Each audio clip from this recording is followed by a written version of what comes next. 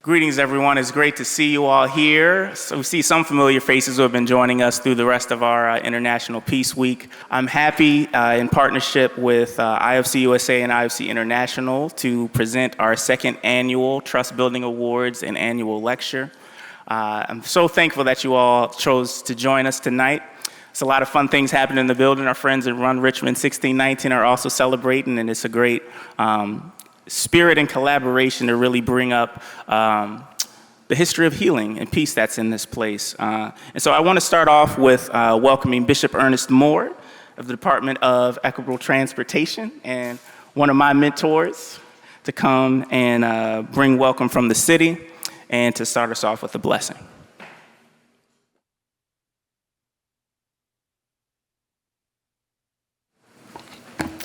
Good evening. Distinguished guests and honorees and friends, on behalf of the City of Richmond's Office of Equitable Transit and Mobility, it gives me great pleasure to welcome you to this year's Initiatives of Change International Annual Lecture and Trustbuilding Awards, to the Main Street Station in particular. We gather here in this historical space, a building that has connected many persons from all over and all walks of life in the spirit of unity that transcends time and space. It is fitting that we celebrate tonight's theme, Us, a Belonging Beyond Borders, in a space that represents the very essence of connection and movement towards a more inclusive future. Richmond is a city with a complex history, one that reminds us that the importance of fostering equitable transit, both in physical movement of people and in our shared journey towards justice, peace, and belonging. The work of building bridges, breaking down barriers, and creating spaces where every individual feels seen, heard, and valued is at the core of our mission at the Office of Equitable Transit and Mobility. Tonight we are here to honor the remarkable individuals and organizations who embody the spirit of peace and transformation, those who see beyond divisions and who work tirelessly to bring us closer together as one community, regardless of background, culture, or identity. The efforts remind us that in a world filled with borders, both physical and invisible, our shared humanity unites us in ways that no boundary can define.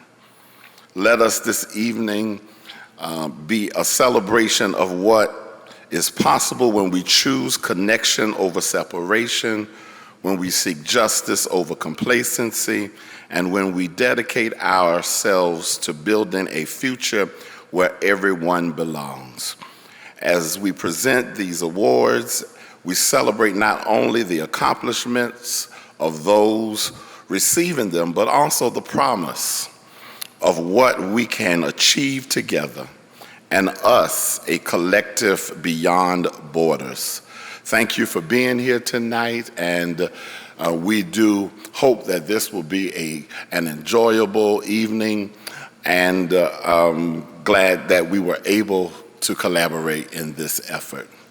Can we take a moment to reflect on that which empowers us and causes us to trust again? If you would bow your head.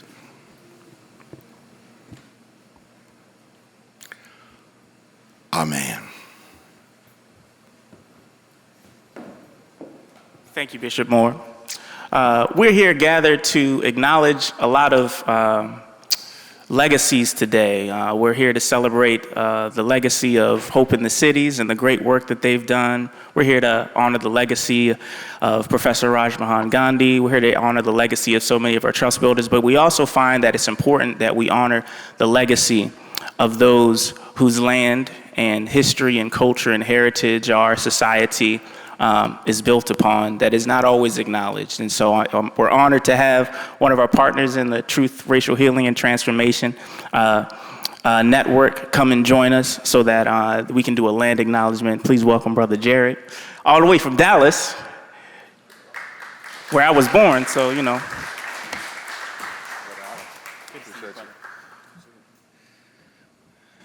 Greetings, everyone. Good evening.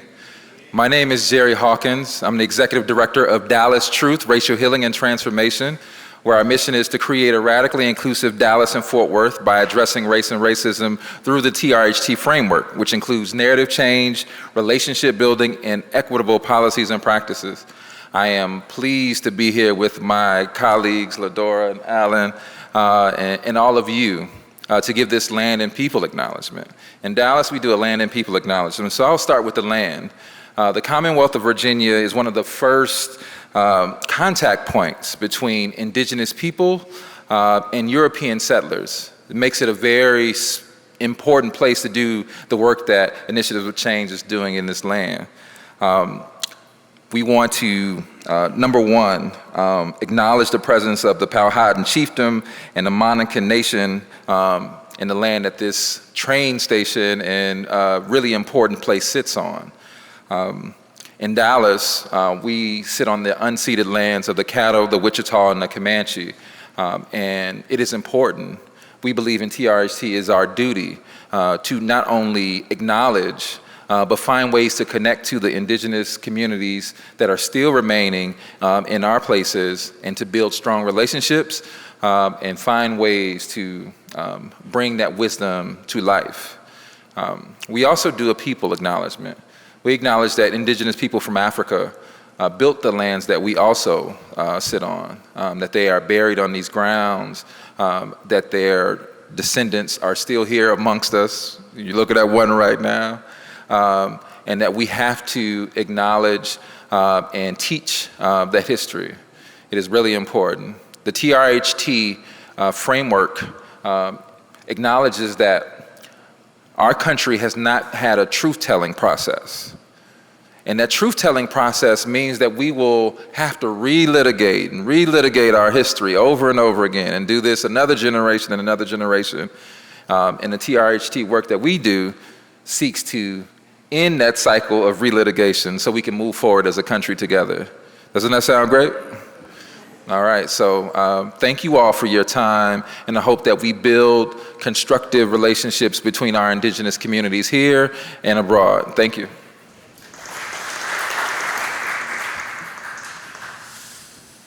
Thank you, Brother Jerry.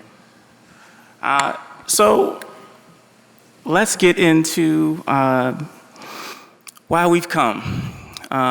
When we think about the theme of belonging beyond borders, we also think about the theme of International Peace Week, which is returning to healing, with RE in parentheses. Turning to healing is not a one-time event. Over many legacies, over many generations, there is a call, there is a legacy, there is an invitation to healing in a world where division, hatred is many times seems to be incentivized more than turning to healing. And so we are here tonight to celebrate the legacy of trust builders who are in their own way answering that call, continuing that legacy. We are here to celebrate the return of Professor Rajmohan Gandhi to Richmond after 30 plus years of the Unity Walk and Healing the Heart of America that Hope in the Cities lifted up as that barrier, as that invitation. I've been saying all week that, you know, during this time in our society, we're being called by the siren song of the cycles of hatred. And it is an alluring tune. It can be a tune that invokes some of our most hateful emotions, but there is a better song to sing, a song of solidarity. And I know as a musician and a fan of music, you all ever listen to a song that you liked maybe 20 years ago, 10 years ago, and then you listen to it today and you're like, oh, that song did not age well. And we say that the song of solidarity that we sing, we say it's a better song because it ages better over time. And there are many things and invitations to hatred that come to us, but we're here to celebrate the songs of today. We're here to celebrate the songs that have aged so well over time and still continue to call us today. And so I want to also bring the intentionality of why we are meeting in this space as well. Brother Jerry very eloquently listed the legacy and the intersecting legacies that happen just in the built environment and space of places like this. That we are in places also where we were able to, as a movement, as initiatives of change, erect memories and invitations to sing songs of truth in a city that erected monuments to lies and to hatred. And so we celebrate the reconciliation statue that maps the movement of the transatlantic trade of our enslaved ancestors. We mark the contribution of Lumpkin Slave Jail and Devil's Half Acre, that we know that Brother Rob, Reverend T, Reverend Campbell, so many in our movement worked to uplift. We celebrate the ancestral burial ground and understanding the fight it took to hold that place up. And we get excited about the future of the oncoming museum that will be coming, where we can lift up that song of truth, where we can start inviting people into the process of healing. And we're surrounded by this legacy, not just in this room with who's here, but also the legacy of their work and the legacy that continues. And so we lift up and we celebrate that work. And so we want to now move into understanding how tonight is going to work. Tonight we're going to celebrate the legacy of Hope in the Cities, of that 30-year legacy, what that has been and what it calls to us today. We're going to celebrate our trust builders of today, some Lifetime Achievement Awards, some that are doing their work today. And we're here to continue that song, perhaps writing some new verses to the same chorus. And so I want to welcome on stage also to welcome one of our great friends and allies in our movement and our great friend and state senator, Ghazala Hashmi, as well, to welcome us as well and to share some words with us.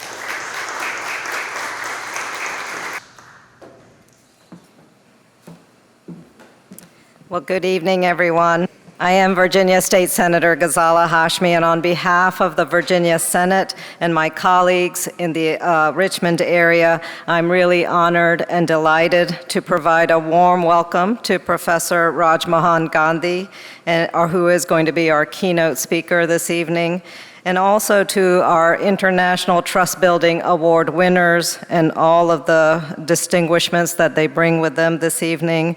I thank Imad Karam, Executive Director of Initiatives of Change International, and Richmond's own Alan Charles Chipman, our Executive Director of Initiatives of Change USA, for all the work that they continue to do to build our community and to move us towards peace and justice. Thank you for everything that you do. Welcome also to all of our distinguished guests who have joined us this evening. Thank you to all the friends of Initiatives of Change who are here also this evening. Thank you for joining us in this very, very important event. We're here tonight because we have seen the difference that the work of Initiatives of Change has made for our residents here in the city, and I am looking forward to continued progress and positive change as we move forward. Thank you.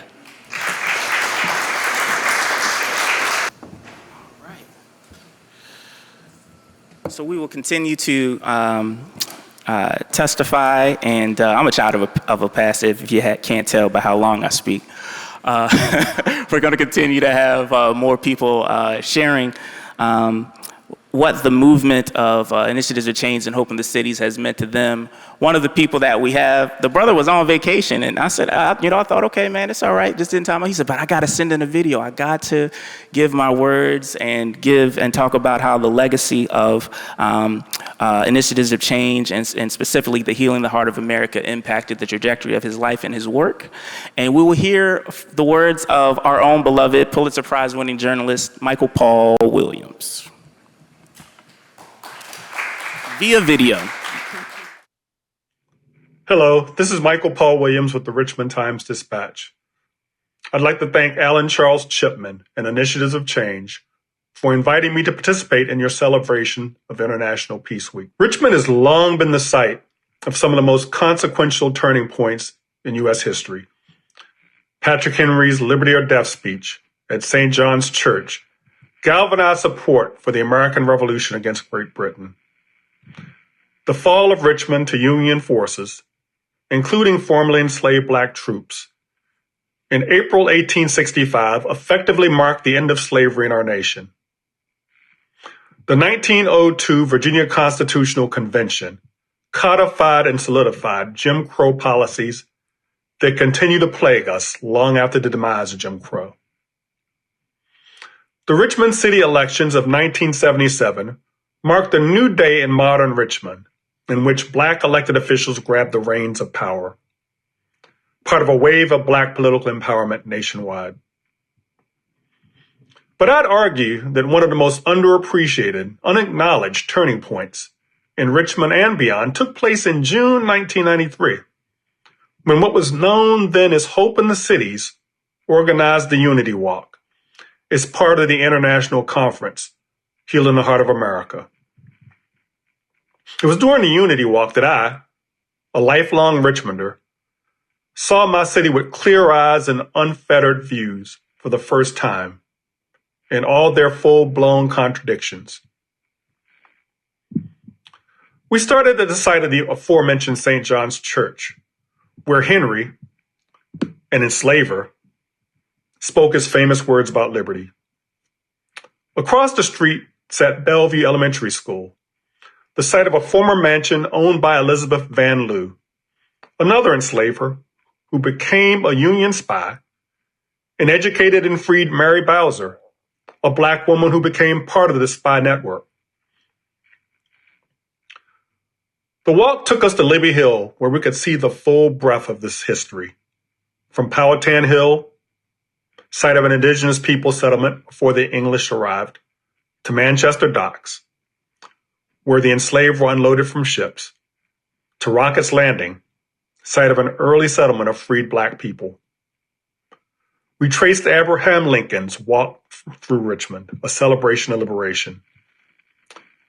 And then there was our arrival at the Lumpkin Slave Jail, the notorious Devil's Half Acre, and the post-war site of what would become Virginia Union University, my alma mater, as part of a lease arrangement between a Northern missionary and Lumpkin's Black widow, the formerly enslaved Mary Lumpkin.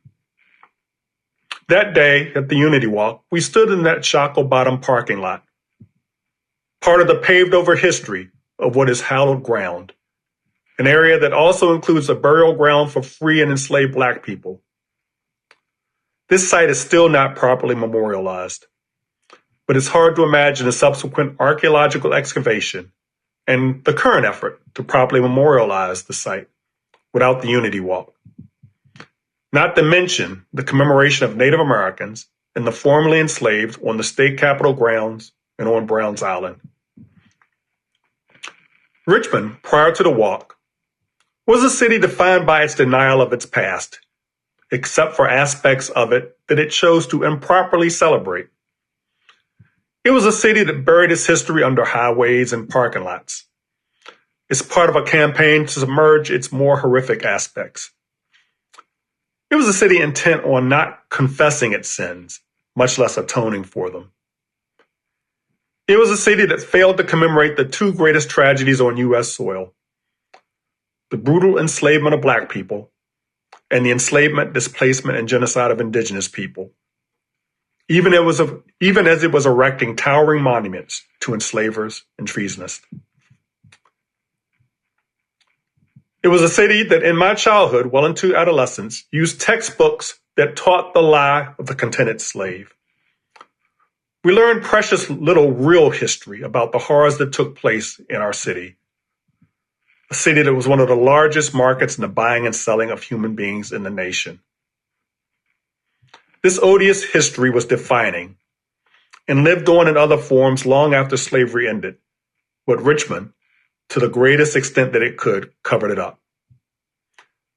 The Unity Walk and the Healing the Heart of America conference uncovered this history, exposed it, and framed it within a global context.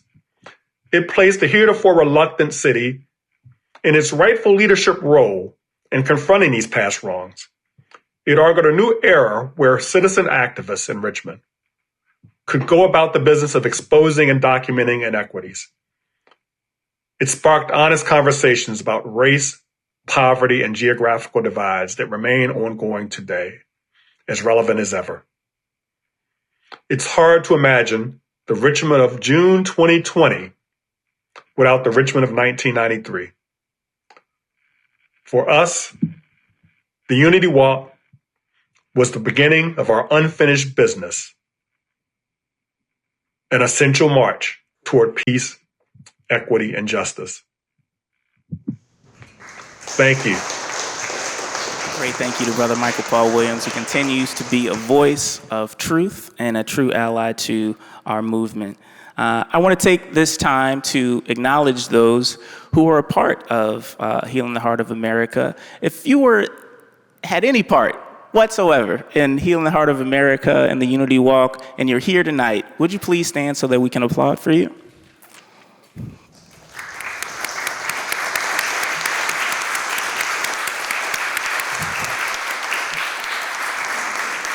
Thank you, thank you. We have the pleasure of hearing from some voices from that movement. Brother Rob Corcoran, Brother Reverend T, if you could come and share some words for us here as we continue to celebrate and continue that legacy. Thank you, Brother Allen. It's great to be in Richmond. I moved to Austin, Texas 5 years ago. And great to see Jerry. I didn't know you were going to be here.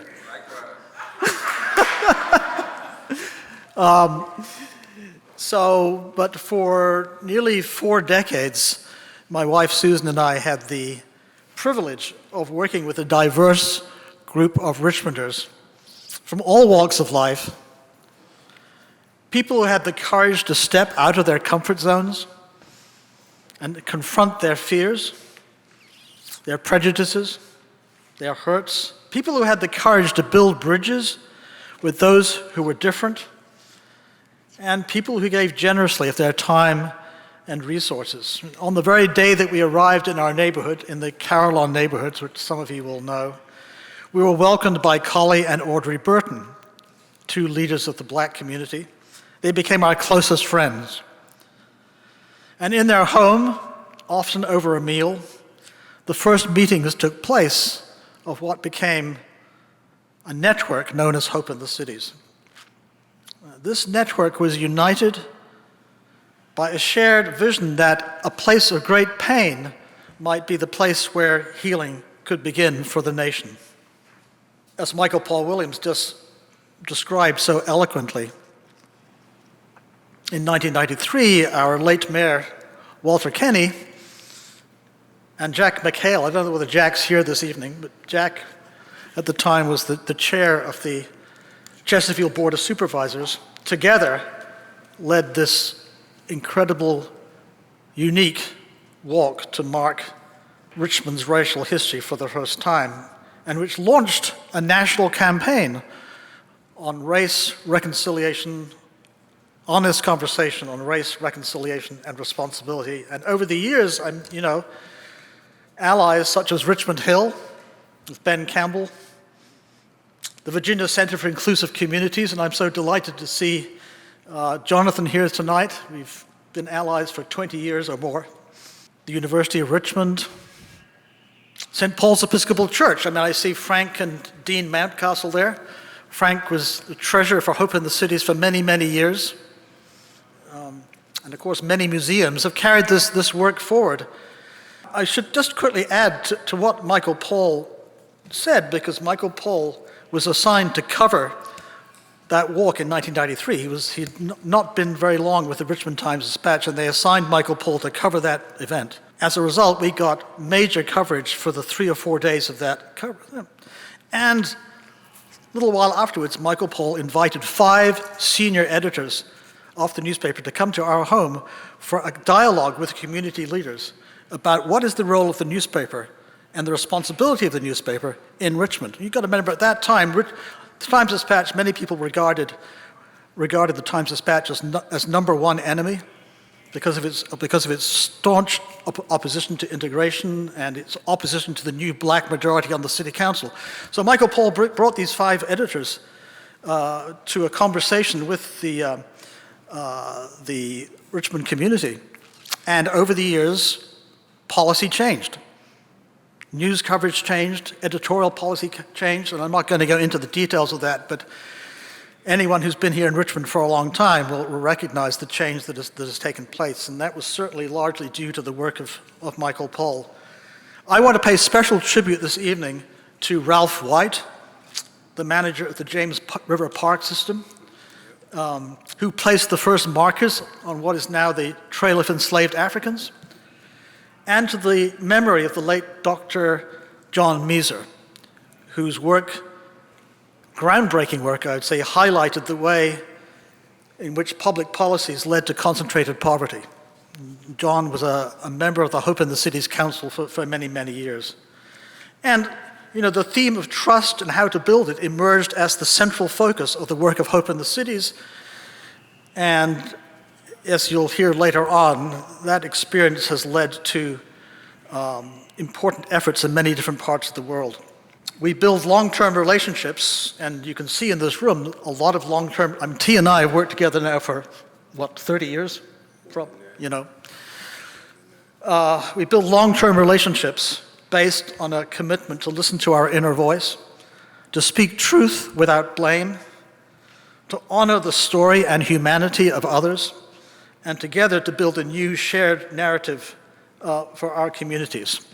So it's a great pleasure to be here this evening, and I will hand over the floor to my dear friend and colleague, Reverend T.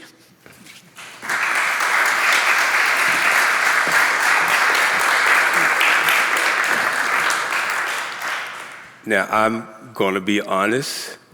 I have a few challenges or problems. My first challenge is I didn't come to hear me speak, I came to hear Raj. My second challenge or problem is Alan didn't give me a time limit. And my third challenge is I'm a Baptist preacher. So somewhere between that, I'm going to try to do what I've been asked to do in a reasonable amount of time. I do want to add one individual to Rob's list, and that was Phil Swartz. Phil was an individual, and Nancy Jo Taylor. Nancy Jo Taylor was a elementary school teacher that gave us a bunch of this history. And over time, we were able to authenticate the history that she gave us. And Phil we were gifted with one of the great Civil War historians. And Phil Swartz was that person. If I could just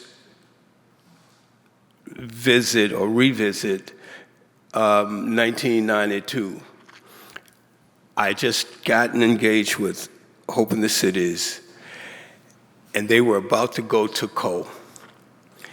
And when they came from Co, this group of young African Americans from Atlanta challenged IFC, or at that time it was Moriarty, to stop talking and start doing something. When they came back, we went into full swing to organize the 1993 Heal in the Heart of America conference. What excited me about that time is I saw individuals come together, individuals that I was not at some point privileged to speak with or be a part of, and at other times I didn't want to be a part of. But we all came together, and if there was a takeaway from unity in the community is what I call it. If there was a takeaway, we began to be intentional about doing this work. There is so much that I can say about the 30 plus years that I've been involved with this work.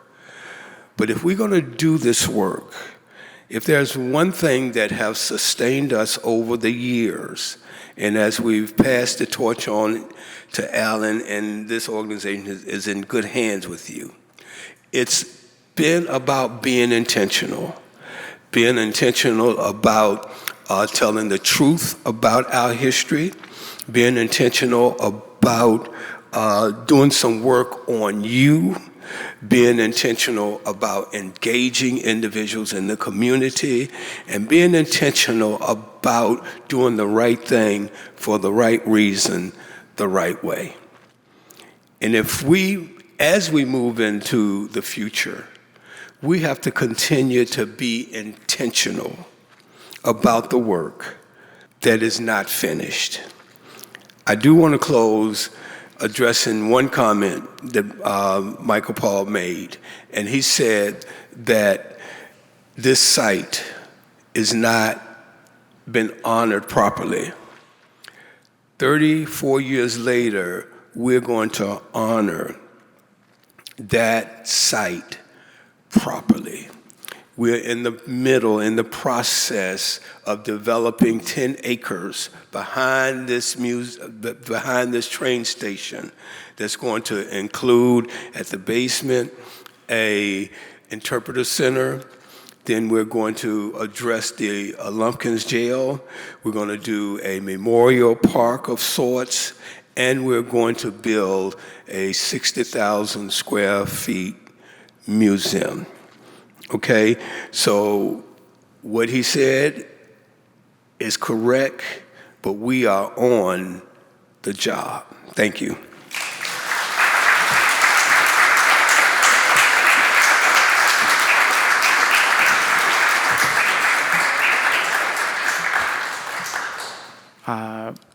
What a rich legacy and tradition we are invited into and are so proud to continue. And we're proud to have our good friend Professor Rajmohan Gandhi with us.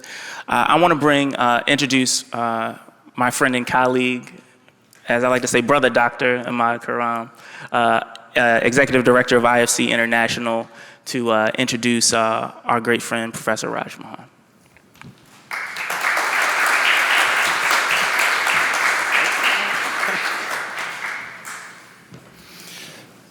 Thank you, Brother Alan.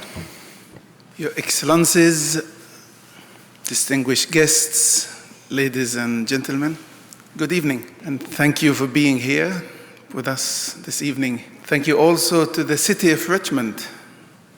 Thank you to Initiatives of a Change USA. And I would like also to thank our partners, our local leaders, our advocates, supporters, friends, for welcoming us to Virginia's capital city and for coming together to acknowledge, to recognize some distinguished change makers and trust builders. I am proud to be here tonight, this evening, representing Initiatives of a Change International. Just some of you may not know Initiatives of Change that well. In that case, I would just say a few words about Initiatives of a Change. Initiative Change International represents the movement of Initiatives of a Change, which is a global movement of people of diverse cultures and backgrounds whose vision is a just and peaceful world, and who are committed to inspiring, equipping, and connecting change makers in the pursuit of that vision of a peaceful and just world. I come from the Middle East. Well, I live in Britain, but I have family in Gaza City, so I'm deeply, personally affected by what's going on there. The world we live in is in turmoil, with war raging in Europe, in the Middle East, internal war in Sudan, hunger in Nigeria, and the list goes on and on. And it is a connected world as much as it's a disconnected world. But in initiatives of a change, we believe that many of such world problems are rooted in human nature. That fear, hate, greed, and indifference lead to war, poverty, environmental destruction. But that it's also in our human nature to be caring, loving, courageous, and creative. So we can be the change we want to see in the world, which is a Gandhian saying.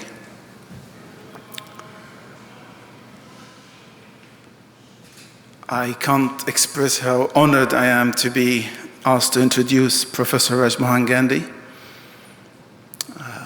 I'm humbled to say, a mentor of mine, a friend that I've known for the last 17 years or so, that I was prevented from accompanying him and his wife Usha, who is with us as well, when in 2010 they went to the Middle East. They visited Israel and Palestine and met with the leadership there. Soon after that, Rajmohan also became the president of Initiatives Change International. Professor Gandhi does not need an introduction. He just doesn't. But I will just say that he is a biographer of his grandfather. He's a historian. He's an academic. Above all, a man who fought almost all his life for equality and for justice, where he saw it. So, Rajmohan, please do offer us some insights into the world we live in today and the complexities of this world. And look forward to it. Please welcome Rajmohan Gandhi. Ladies and gentlemen.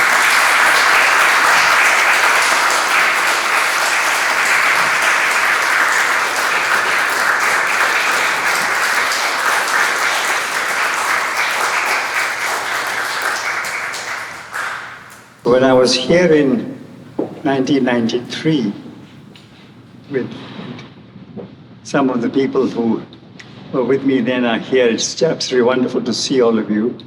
That was for the first time that I heard these incredible lines, which all of you are familiar with. Stony the road we trod. Oh, yeah. It's difficult for me even now to read them without being terribly moved. Bitter the chastening rod felt in the days when hope unborn had died. Yet with us. So that is the spirit, that the truth, the realization that moved many people here and moved me too.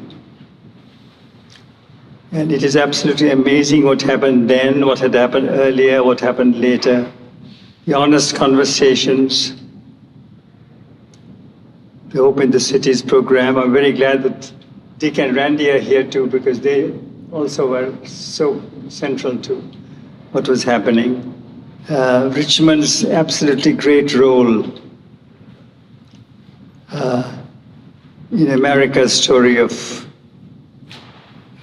justice. Also, of course, Richmond may have played a sad role too. The great role of initiatives of change. Now, in my remarks today, I'm going to depart from conventional wisdom. You know, conventional wisdom says, if you want to leave an impact with an audience, stick to 1 or 2 or 3 points. I'm going to depart from that. Because A, I'm 89 years old. All right. B, I don't know when I'll come again to Richmond. Get it all out. So here are my points. First of all, what is our world becoming? For one thing, the world's population is migrating and mixing as never before.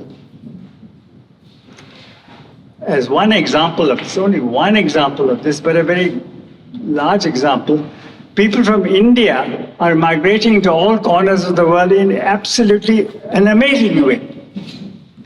There is no part of the world, and I literally mean no part of the world, within Africa, Middle East, Europe, every county in the United States, where you don't see people of Indian origin in substantial numbers.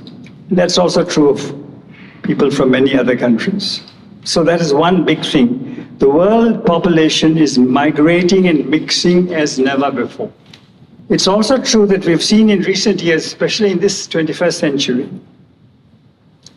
that many countries that had shown great promise have also shown enormous problems.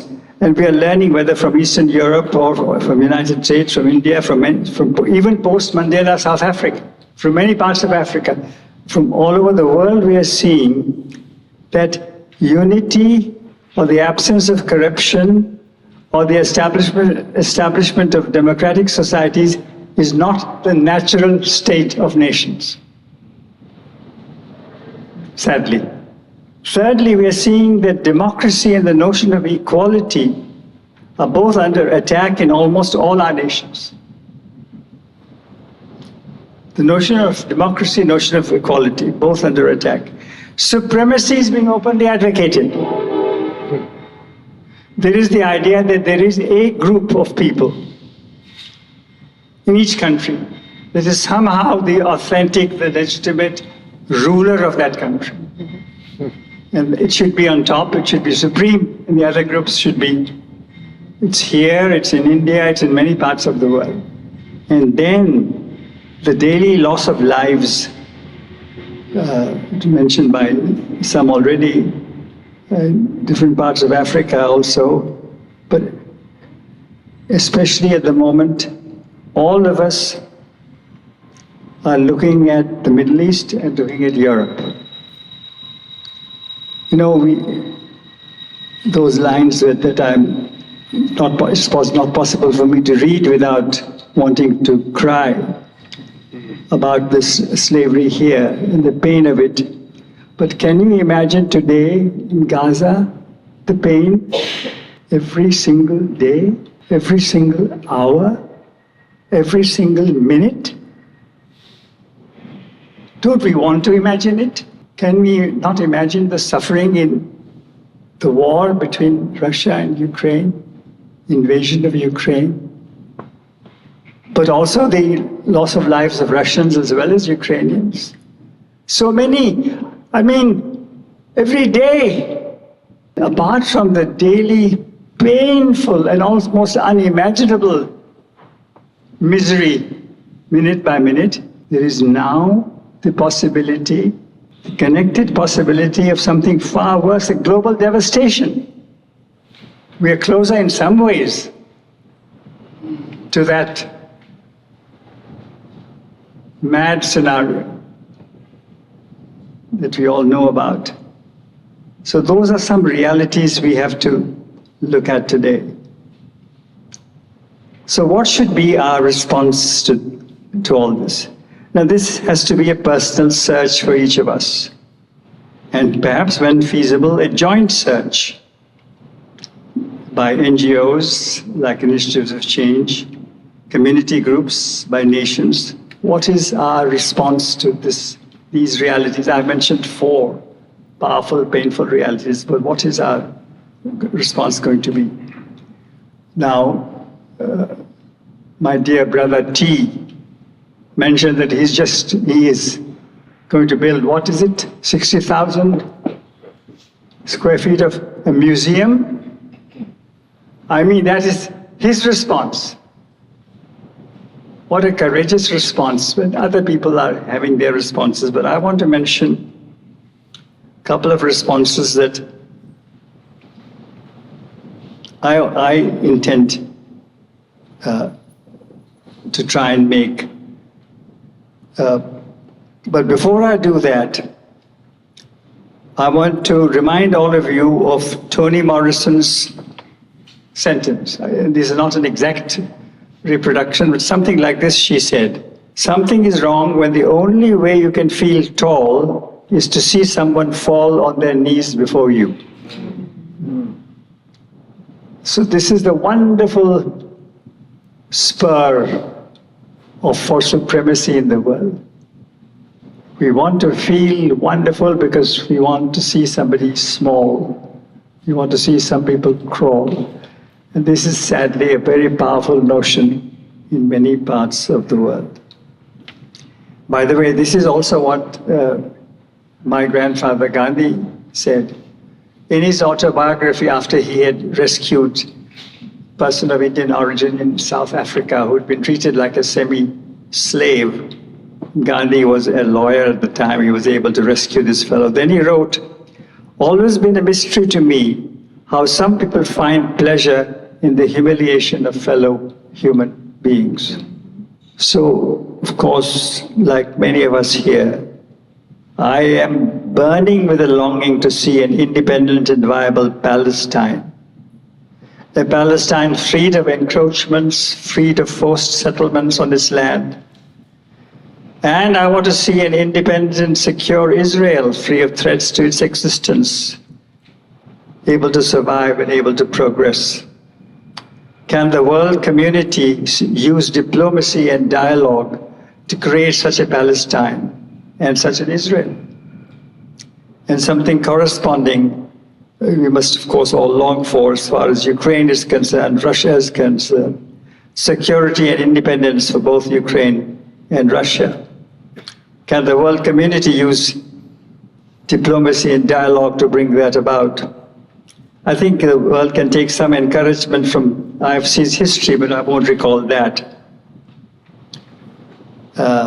Except to mention just one or 2 points. Today, it's natural to have multiracial, multi-faith conferences, but before Frank Bookman, before moral rearmament, before initiatives of change, it was very, very unusual to do that. That is something that the Almighty has used initiatives of change to achieve. The other day in the New York Times, there was this story about former president of Uruguay, Pepe or Jose Mujica, I don't know how you pronounce that name. He's quoted in the New York Times, August 23, this last month, quote, "We must learn to speak with the person inside us. It was him who saved my life. Since I was alone for many years, that has stayed with me," speaking of the inner voice. That the Almighty can allow us to listen to the inner voice, which is what, of course, the Initiative of Change has learned and shared for the last so many years and decades. So what am I going to do since I'm hoping to get younger? Two things. Along with some wonderful friends of mine, I'm going to starting with October 2 of this year, a new website called We Are One Humanity. We are one humanity. Equality is the answer to supremacy, and the understanding that humanity is one is an answer to supremacy. I want to see democracy survive in my country, in your country, in other parts of the world. So one response, the launch of a very tiny, tiny website called We Are One Humanity, WAOH, which also reads like wow. WAOH. Now, the second project of mine is to write a biography of a man called James Morris Lawson Jr. Reverend James Morris Lawson Jr. An incredible man. Born in September 1928, who died in June of this year, at the age of 95 plus. Is there anybody here who knew Reverend James Lawson? Apart from me? But I didn't know him. Sorry? I knew of him, but I didn't know him. Yeah, you know of him. He didn't spend a lot of time in Virginia or Richmond. He was born in Pennsylvania, but lived in Ohio. And then he met Dr. Martin Luther King in '56 in Ohio, in Oberlin. And King invited him to serve in the South. He himself wanted to do that. He had spent 3 years in India before that. Then he had an incredible life in Nashville and other parts of Tennessee, Memphis. He was there. In fact, it was at his invitation that Dr. King went to Memphis, where he was assassinated in 1968. And from '72 onwards, he was in California. But an absolutely incredible man, and that is my other, it's half done, my biography of James Lawson. Oh, good. But since he lived for 96 plus years, or 95 plus years, and did amazing things, I still have a lot more work to do. So I need your good wishes and prayers that my biography will be completed and will be published. In 1956, this was at the end of his India visit, he made a boat trip from India to Africa. He met some amazing people in Africa at that time, in 1956. And he wrote in his journal in 1956, and this is what I discovered in his journal, in 1956, after arriving in Kenya from India, that he quote, prayed several times in the home in Nairobi of a man named Michael Ndini. And he writes in his journal, Michael Ndini seems like a fine person. He studied industrial relations in Oxford and is now labor officer for Kenya. I suspect he's being groomed for the Ministry of Labor. He is also a member of Moral Rearmament. I have the chance to learn a great deal from him. This is Reverend Lawson's journal in the year 1956. Now, as you know, one of the men, or as some of you don't know, most of you don't know, one of the amazing men he mentored in Nashville in 1958, 59, 60 was John Lewis. John Lewis, the good trouble man. And John Lewis, in his amazing autobiography, Walking in the Wind, has many, many, many pages about Reverend James Lawson. Some of you have heard of Bernard Lafayette.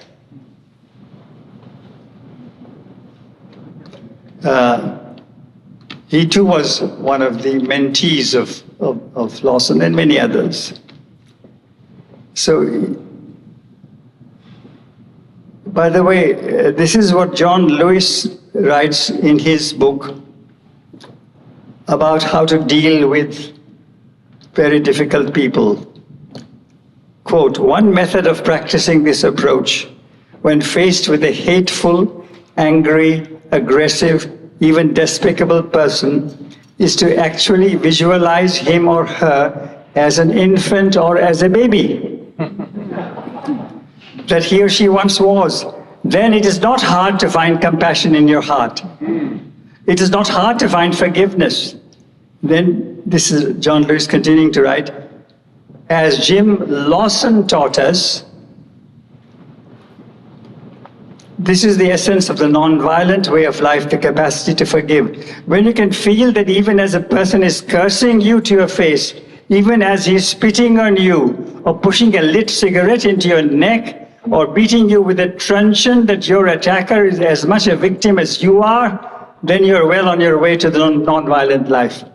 And this is from John Lewis, and you know how many times he has been beaten physically.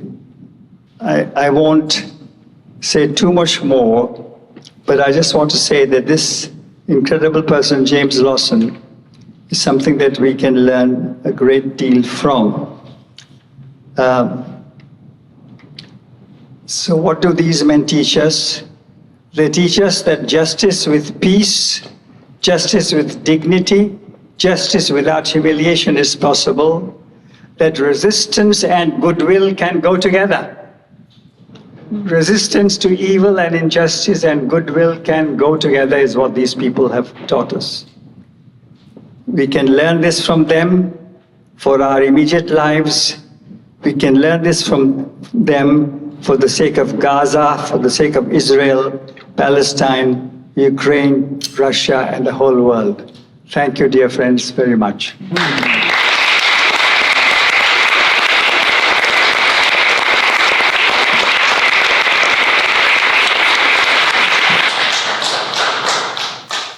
Thank you, Raj Mohan. Let's just take a minute to just reflect and take in what we've heard. Thank you.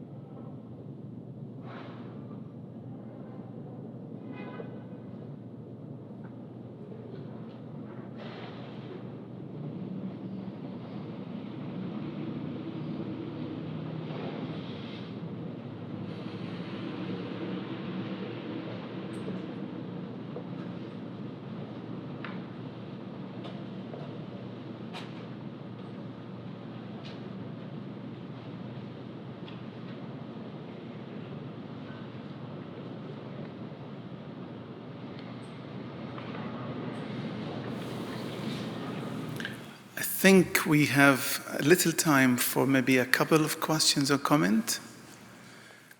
In our country, what I perceive as what I call a pandemic, and the pandemic is called gun violence. And, because that really gets to me. I have a ghost.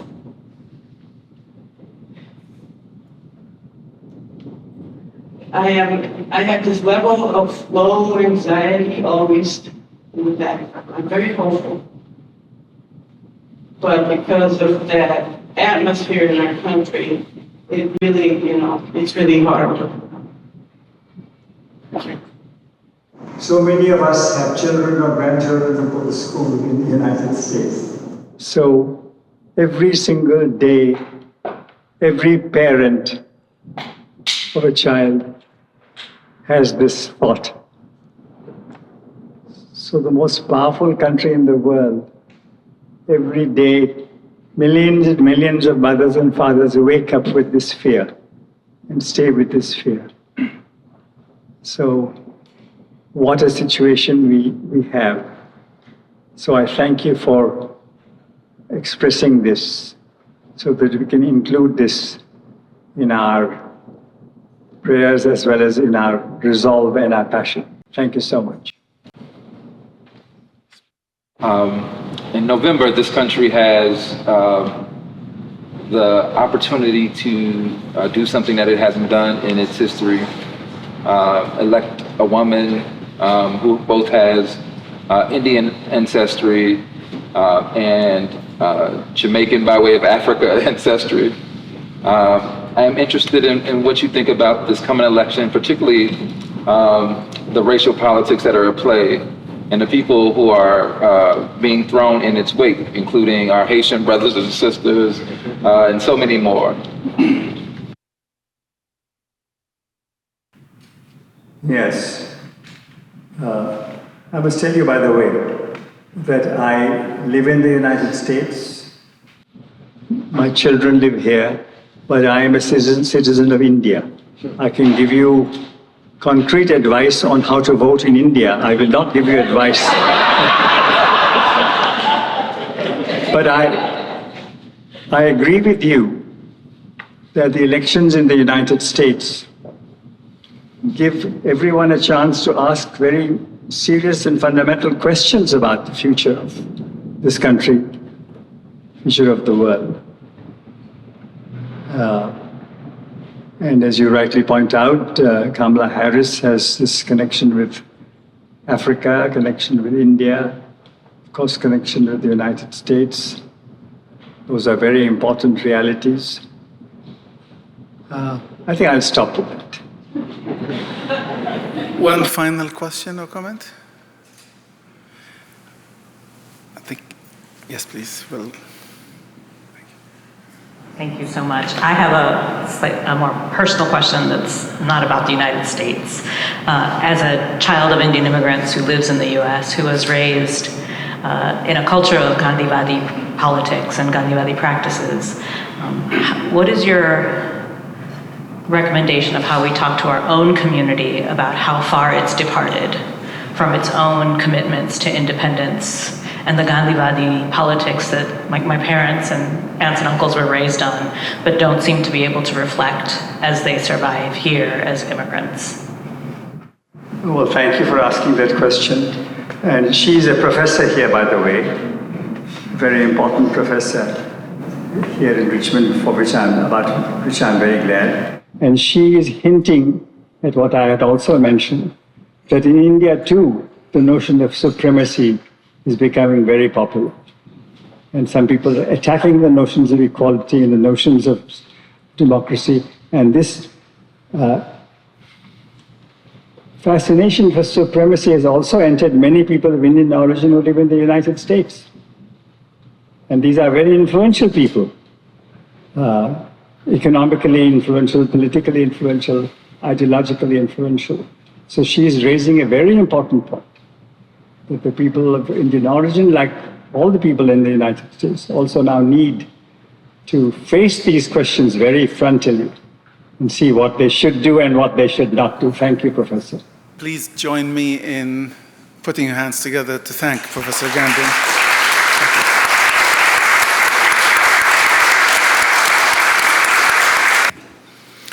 I often, when I get to speak, I hate the sound of, the world is in turmoil. The world has probably always been in turmoil. But there is something about this moment in history. And there's always been divisions and polarization and injustices. But again, there's something that feels quite serious in this moment in history. And it could be my illusion, you could agree with me or disagree. But it seems that what divides us is way now more important than what unites us. And we've been talking through this Peace Week about the othering and bridging and belonging on the other hand. Now into effectively the last segment of this ceremony, which is the Trustbuilding Awards. So just a brief word that Initiatives of Change International back in 2017, teamed up with Initiatives to Change USA and the Fitzer Institute of Kalamazoo, Michigan, to co-create the International Trust Building Program. And when we looked at the work of Initiatives of Change globally, we identified 5 main programs, but the strongest was the trust building work from Richmond, Virginia, of all places. So we're honored to be here. And the work that Rob and Reverend T talked about earlier. And so we took that and packaged it in a way to address other contexts, not just racial injustices and racial healing, but also other contexts. So it's been running for 5-6 years. It's spread into about 12 countries. And the critical thing, it addresses local needs. So it doesn't come from being international into a local situation. It comes from the ground up. And we use just some of those methodologies and expertise to help the capacity on the ground. So it's still, while IFC's work is quite long, the program is still in its early years. And this is the second year of launch of having those International Trust Building Awards.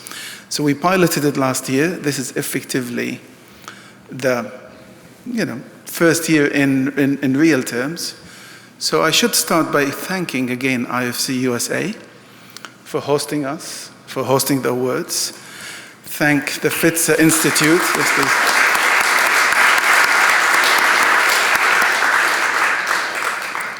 We're also being sponsored, this award ceremony by the Fitzer Institute and also the Gironde Hermes Foundation for Peace. who didn't want us just to acknowledge and recognize the winners, but also to give something to encourage their work. So we're grateful for all the partnerships.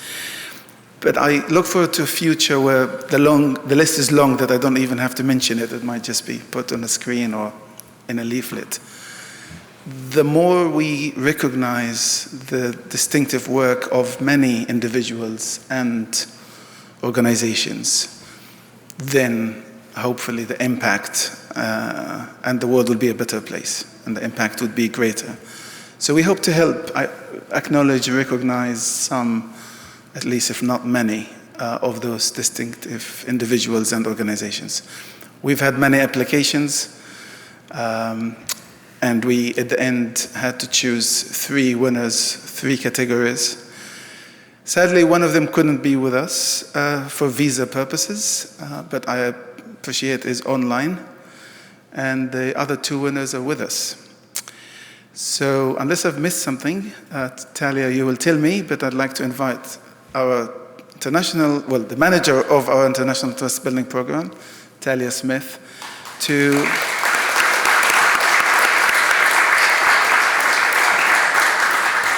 announce the awards. Talia, please. Thank you. Thank you, Imad. Good evening, everybody. It's really significant. We're having our Trust Building Awards lecture and ceremony here in Richmond with all the powerful legacy of trust building work that's been done in the city. So we've had rich input from Professor Raj Mahan, and now I get to do the exciting part of the evening, announce the awards, which is like the Oscars, but for trust building. So I think without any further ado, let's jump in.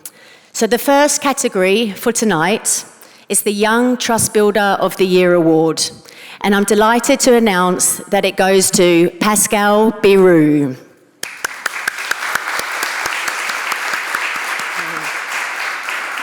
Now, this is the award category that unfortunately couldn't be here. Pascal couldn't get a visa in time, but he is online with his family. It's midnight, and they're celebrating his important work.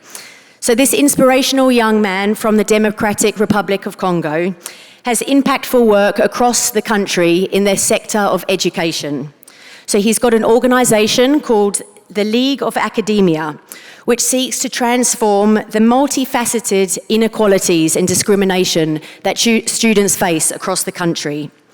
These injustices and discrimination create a climate of tension and deep mistrust, which prevents the students from reaching their full potential.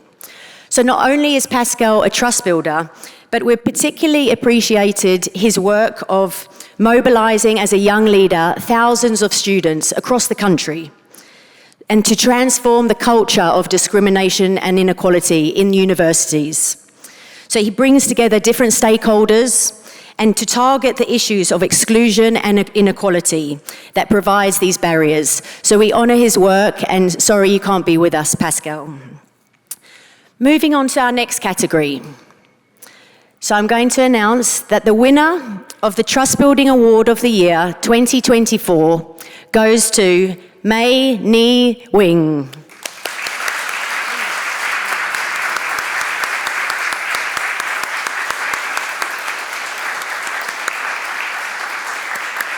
Thank you, Mei. Take a seat in the middle. So we're delighted to award the Trust Building Award of the Year to Mei, who truly demonstrates all of the qualities that this award really seeks to showcase. And we're going to learn more about her work in Myanmar, Burma, her home country. So against this backdrop of decades and decades of ethnic conflict, which is exacerbated by the brutalities of the military in her country, Mei has made immense strides in gender equality and fighting for the voices of victims of gender-based violence. And her work facilitates initiatives that raise the voices of these women in the community, and she empowers them to step into these roles of leadership and advocacy to bridge these ethnic and gender divides, deep divides that women face in her country. So Mei, we're honored that you're with us, and we'll get to learn more about your work shortly. And finally, this award is for a lifetime achiever. So this lady has dedicated her life to building trust across world's divides, and now in many communities. And her story goes beyond her home country. So I'm honoured to announce that the Lifetime Achiever Award of 2024 goes to Jo Berry.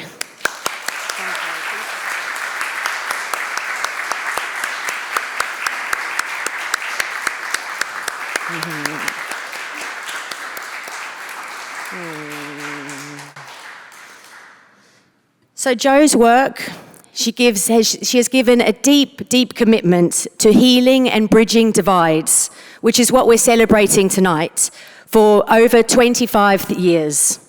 So the legacy of Jo's work is now in many communities around the world through her tireless efforts to bring her story and her methodologies of healing around the world. It goes beyond Northern Ireland, where her personal story begins, which we'll hear about tonight. Jo's work today integrates many aspects that are at the core of trust building work. And this is transcending divides between now tribes and religions. She's done much work around bridging these different divides, changing narratives and truth-telling, and working from a place of deep individual vulnerability and a commitment to healing world suffering and divisions. So we're going to have an opportunity now to learn more about these two women's work and also their personal convictions in being trust builders. So before we hear from them, we've got a short video clip from Pascal that we'd like to show. Je tiens à exprimer mes profondes gratitudes pour avoir reçu le prix Jeune Créateur de Confiance de l'année. C'est un immense honneur de voir que le travail de la Ligue Academia est reconnu au niveau mondial. Nos remerciements à Initiative of Change et à l'équipe du jury pour cette distinction. Ce prix représente non seulement une reconnaissance personnelle, mais aussi une source de motivation pour moi et pour toute l'équipe Ligue Academia dans ses multiples combats. Nous continuerons à bâtir la confiance dans notre pays déchiré par de multiples conflits. Nous croyons que le dialogue entre jeunes et l'engagement de tout et chacun peut créer la différence dans la construction de la paix. Une fois de plus, nos remerciements pour l'Initiative of Change et ses partenaires. L'avenir est meilleur.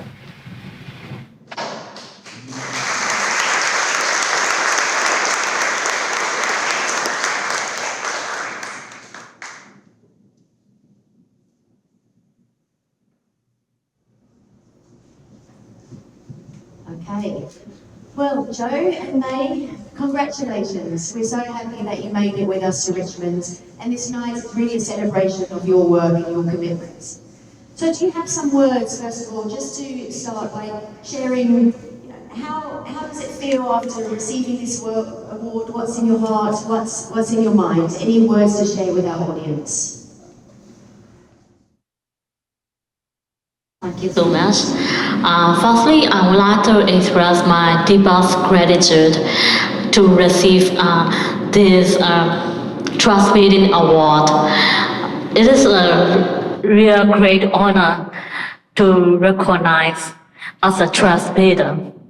I hope that trust building is a priceless foundation for any relationship, whether personal or professional.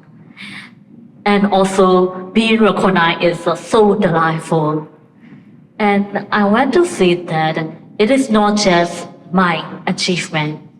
It is for the recognition of collaboration and cooperation between my community and my country. As all of you may know, my country, Myanmar, all the people are still struggling under the serious human rights violations, political crisis. And recent days, some areas are under the huge flooding.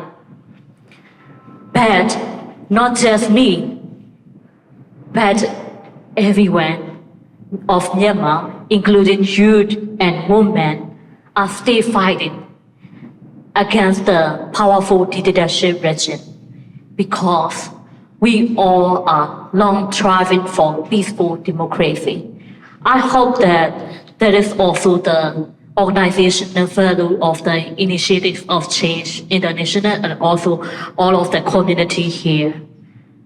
So I love to say that it would be my arduous journey that I would like to continue with you all towards a peaceful, democratic society that I would believe in.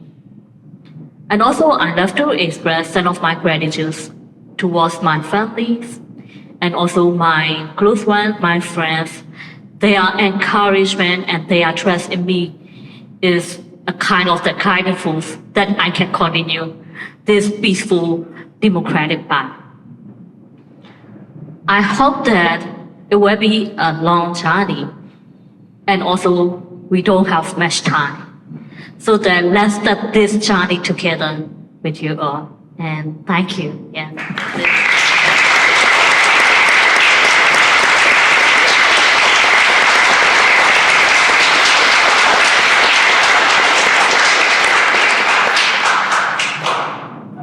Thank you.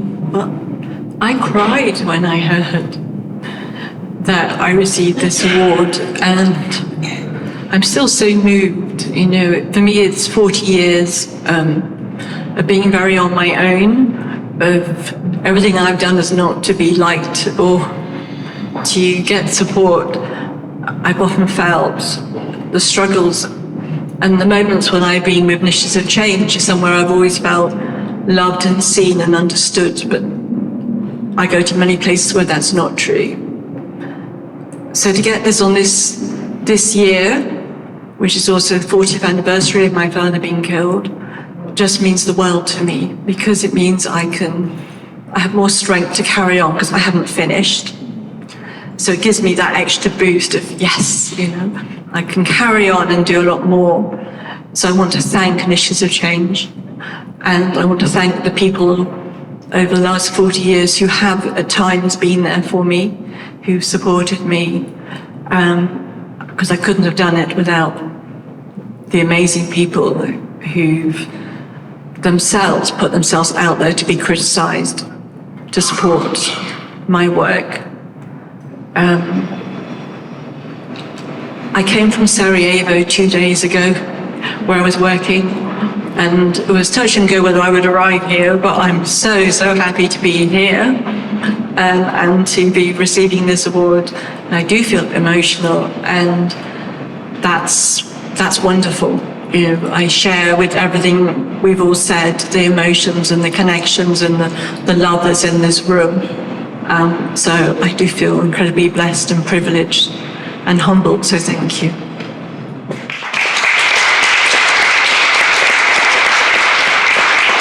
Thank you, Joe. Thank you, May. You both touched upon the vulnerabilities it takes to be a change maker, to be a trust builder, but also the cooperation and the collaboration that's needed. Could you tell us a little bit more about the work that you do? Yeah. Firstly, I'm a medical doctor. After finishing my medical school, and then I engaged with the community to enter into the non-government organization life. And my first working experience was in the Myanmar-Bangladesh border. That is a Rohingya community. Previously, as far as we are the developing countries, also under the very long military dictator regime, we don't know so much about the human rights or politics. But when I arrived to the Rohingya community, I recognized why human beings are being treated like this and also why they are losing their rights.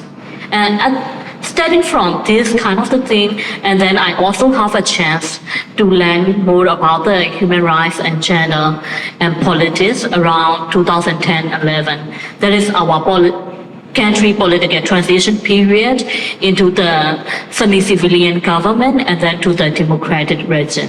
So that at the time I recognized my passion and interest is more on the vulnerable community and also for the gender and politics.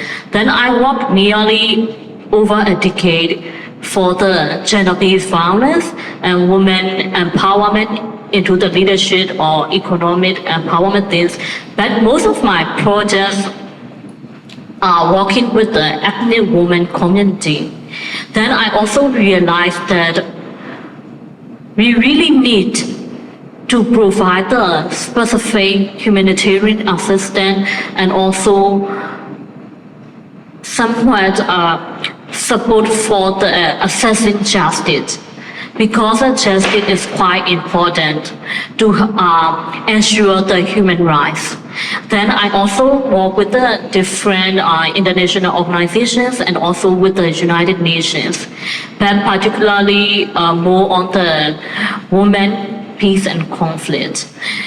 And also I found that to be here is really part of my set, and also I love to represent not just me, the whole ethnic women community in my country, because they all suffer a lot, but they still have so many resilience and also there's some kinds of the strong dedication for our community itself.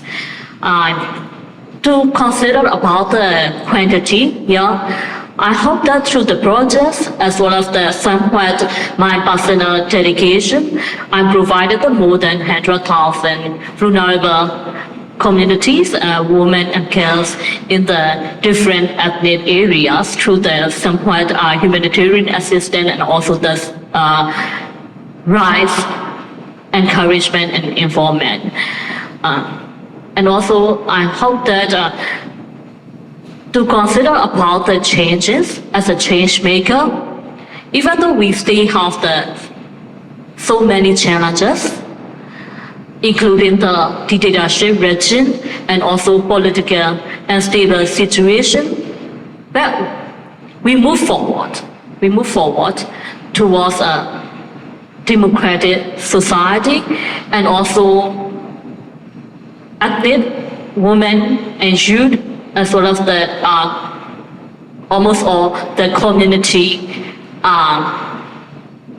resilience, strong, and also passionate. Yeah.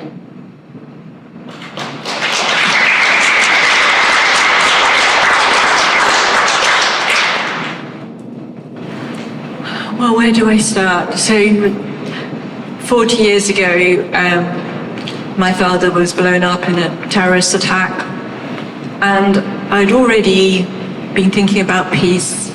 I'd studied Gandhi. I had a commitment to non-violence.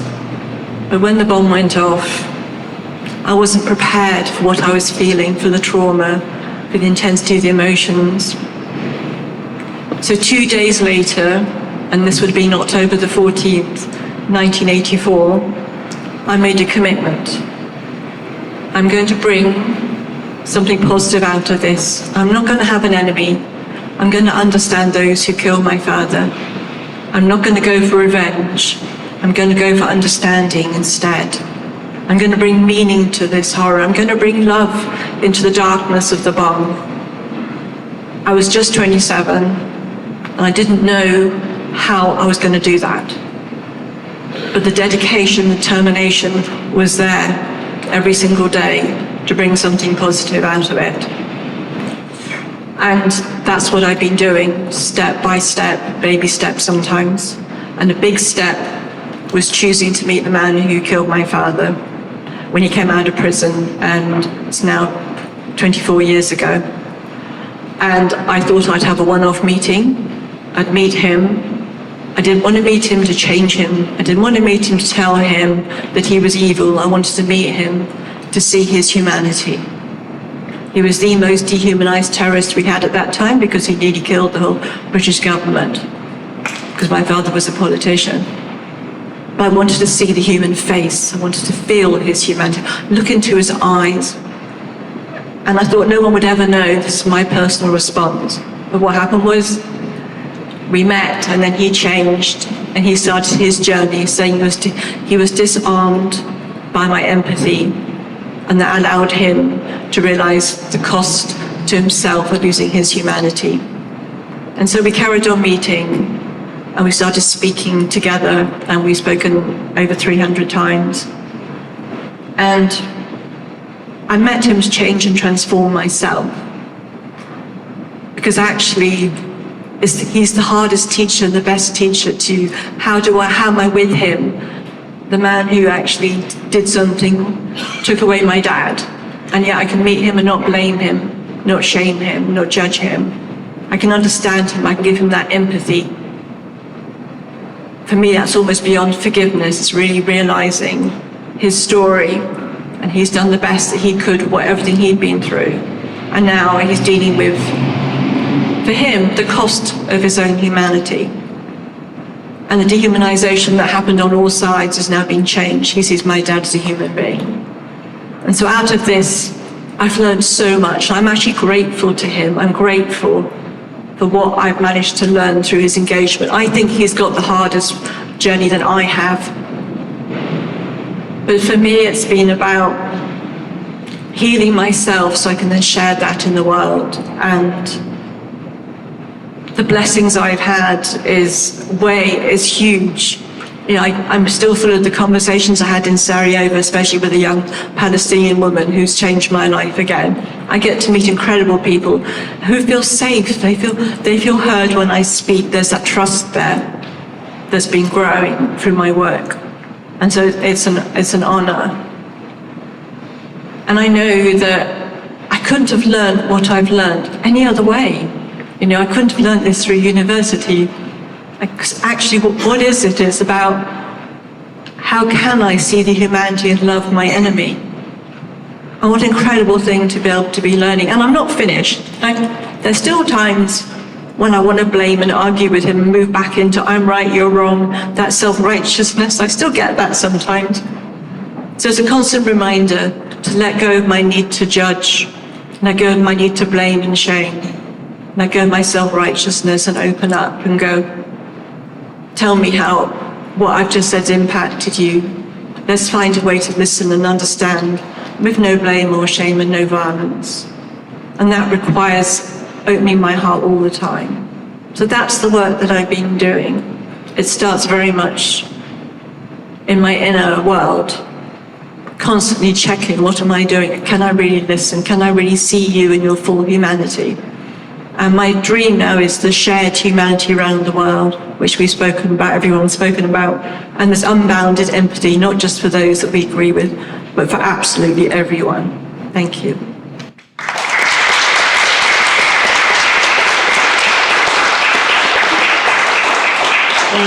Thank you, May. Thank you, Joe. So you're both involved in very important work. It's deep work, but it's also very difficult. So each day you roll up your sleeves and you keep going. So I'd love to hear about what was, Joe, you've touched on it tonight a little bit, but what was your conviction in getting into this work, to finding your purpose, but also how do you sustain, how do you remain passionate and committed to your causes and to your truth-telling work? Yeah, I hope that all of you also working for some kinds of passion that you eager every day. That's why even though we have met so many challenges, sometimes maybe the life-threatening situations and also somewhat emotionally and also the mentally not like so much disabled, but somewhat impact to us. Because we need to deal with the violence every day. As far as I'm working with the anti-violence against women project, and also why these kind of the things are happening and why the perpetrators are doing these cruel action towards the survivor, something like that. But the thing is, what I try to explore throughout my working experience over 14 years, I hope that access to justice and also strong foundation for the proper democracy is the best solution. That's why we wouldn't like to give up whatever challenges we have met. And another encouragement is we are looking towards the community. They are struggling a lot. for their daily life. But they still have energy to move forward. So why not us? We also continue our unwavering support to this community. And not just Myanmar, I hope that almost other countries across the world stay struggling for their peaceful life and their stability. So we are sure to continue our passion and also our way of life. That is my encouragement every day, remind myself and also my beloved one, including you. Thank you.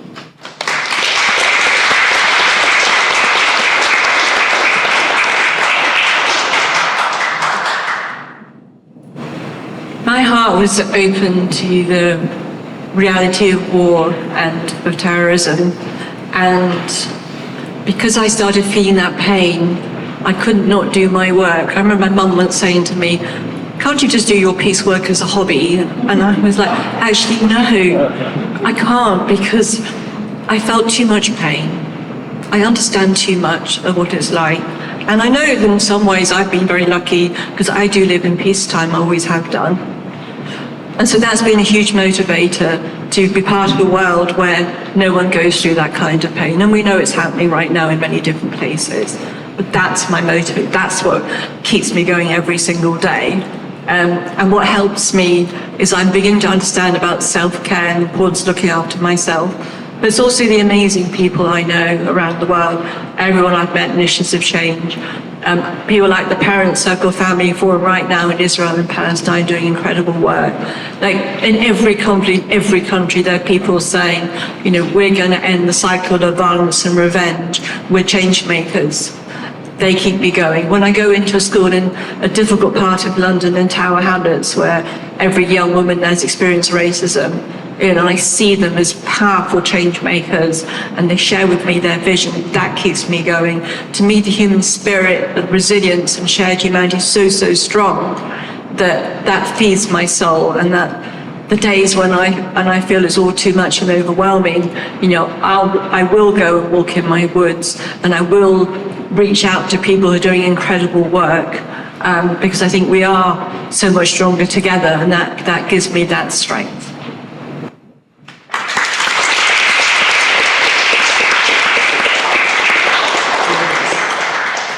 Well, Joe and May, congratulations again, and thank you for the important work that you're doing, not just for your communities, but that has a ripple to other places and that we've learned about tonight. And tonight's a celebration for your work and Pascal's. So, one more round of applause for Joe and May.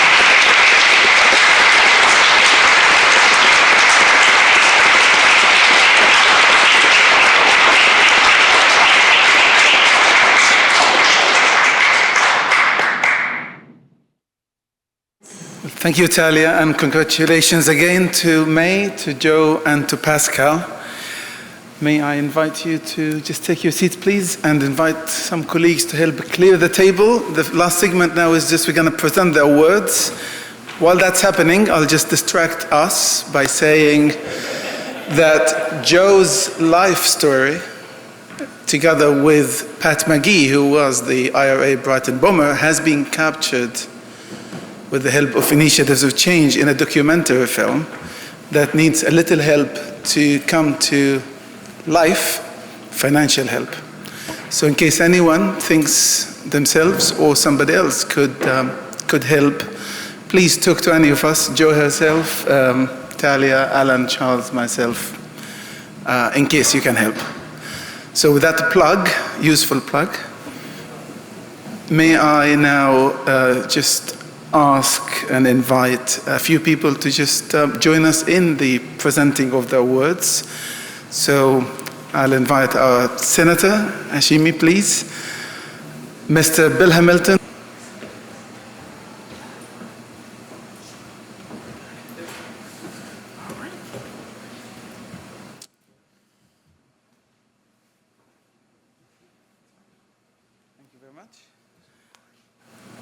Okay, so may we invite May to come and receive her trophy, please?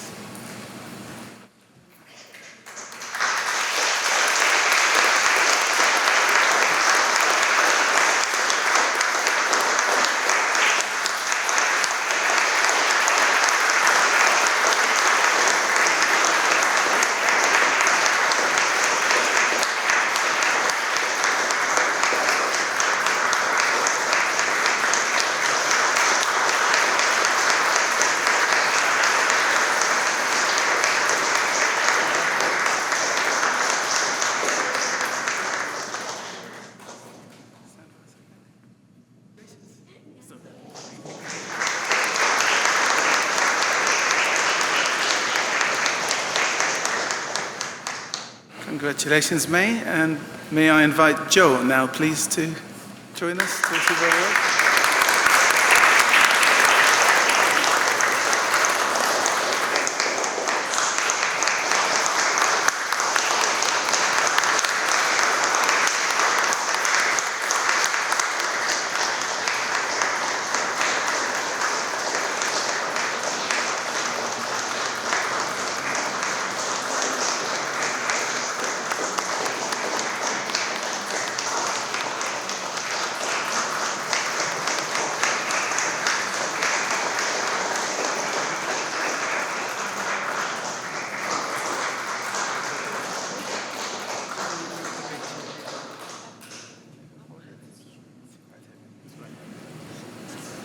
It's quite heavy. It's the real thing. I'll help you carry it. No, it's okay. It's as heavy as the week as the work of Trustbuilding.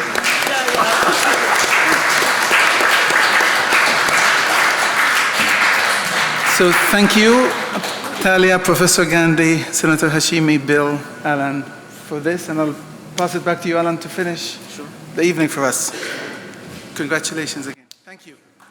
Thank you, everyone, for joining us tonight. Let's give another hand for all the rich legacies that we have in the room.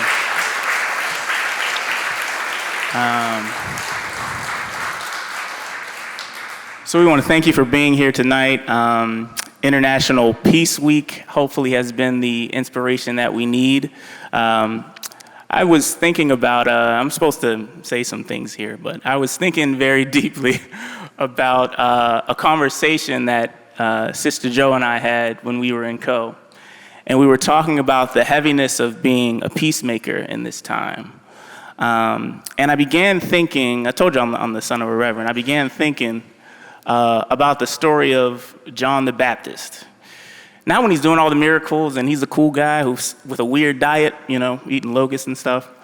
But there's a time when he's in prison and he thought the path and the call that he had was gonna look different or maybe look a little bit easier. And he began to doubt if the path that he was on was really the path that he was called to. And I just wanted to spend this time, I'm not going to talk about the future of our org and charts and all those things, because I think the future of our movement, I think the future of peace building in this time really depends on the resolve that we have, not just when our values are present, but when our values seem absent. The time when the believer turns into the cynic. When the one who brings people together suddenly sees that it seems easier to be the person that tears people apart. The truth teller who begins to see the price of the truth and begins to say that maybe silence is the better option. And I just want us to, as we enter into this world and continue to build this legacy, to not be afraid to be our values in places where our values are absent. I'm not just talking about cool speeches. As some of you all know, one of my close friends, Brother Ivo Otieno, was killed by police. And next week, I'm gonna have to sit in the courtroom and see the people that killed my friend, hear the cries of my friend's mother who, when the prosecutor is working with the defendant to make sure justice doesn't happen. To be in a room representing love, honesty, unselfishness, purity of intention and accountability in a place where most likely it will be absent. I want us to remember tonight what it means. I'm going to resolve to be Sister Joe in that moment of what does it look like to enter forgiveness into a place where it's more acceptable to let a cycle of hate continue. And I encourage all of us, if we think about the future of our movement, in times where it seems easier to stay silent about a genocide that is happening, to still resolve in the absence of it to tell the truth. In a time where some politicians are telling me my Latin brothers and sisters are coming here to take my black job, whatever that is. To resolve to be about love, to be about unselfishness. In a political environment where it seems to not reach across the aisle and see what is the common humanity and the best thing to do for shared humanity. Now, we're 501c3, I can't make any endorsements, but I do say I do resolve to be like my sister Senator Hashmi. And I think it's important for us, for the future of our movement, to resolve to be each other, these beautiful spirits that we see, this beautiful legacy that we have. Resolve to be that in a time where it seems like it's absent. Because when we resolve to be our values in absence, our values are no longer absent. Thank you everyone for joining us tonight. I want to invite you also to join us for the rest of our International Peace Week events. Tomorrow there is Othering and Belonging Institute training that will be happening at Richmond Hill. We also will have a tour of the continued places of legacy that we talked about today in Shockoe Bottom with Alegba Folklore Society. And Sunday, talking about resolving to be our values in absence, we'll have our 4th annual Intersecting History Museum crawl. I see Brother Bill from the Valentine. I see some people from the ICA and some of our partners here. And I just want to tell a little bit about the story of how that came to be as well. You know, even one of our friends, Sister Anna Edwards, I don't think she's here tonight, she was all ready to prepare to teach a class around racial literacy. And suddenly, the government decided it's not legal to teach anymore. And so what we decided to do when we started to see these truths being challenged, that we said we're going to go with those who are reflecting our values and wanting to change the story we tell and begin to be that truth in places where lies were being told with our partner museums. And we make most of our all of our partner museums and most of the museums in the city free. Well, we say that Black History Museum here too. Okay, come on, somebody. All right. I'm so glad y'all are back. We resolved to say together that no matter what government may say is legal, we're gonna be truth tellers where we are, and we're gonna tell the truth about our city together. And that's what we do. Over the 3 years we've done the program, we've had close to 2,000 people come through and learn and hear new perspectives. Some of them have now joined a group called Circle Up, where they come together and discover what our shared humanity is. And so you can continue that tradition Sunday, beginning from noon to 5 at any of our partner museums. Come out and join and help join us as we continue this legacy. I want to thank everyone for coming tonight. And Sister Talia, Brother Mott, I don't got my notes up here. What are we supposed to do next? That's it, all right. So please, we're gonna have some refreshments out in the back. I also want to thank all the team members who were helpful in making this happen. Sister Talia, Sister Olga, who's not here, Brother Ahmad, Brother Igor. Who else am I missing? Of course, Brother Rohit, Sister Pearl, Sister Ladora, Sister Amanda. Is anybody else on that call that I missed? All right, y'all see him and y'all thank him, because we certainly couldn't do this alone. Oh, Brother Simone behind the camera as well. He's probably gonna edit that out, but keep the thank you in, brother. And thank you for so many of you coming here tonight. Thank you. Let's keep our movement alive, and let's be our values where they are absent. God bless you, everybody.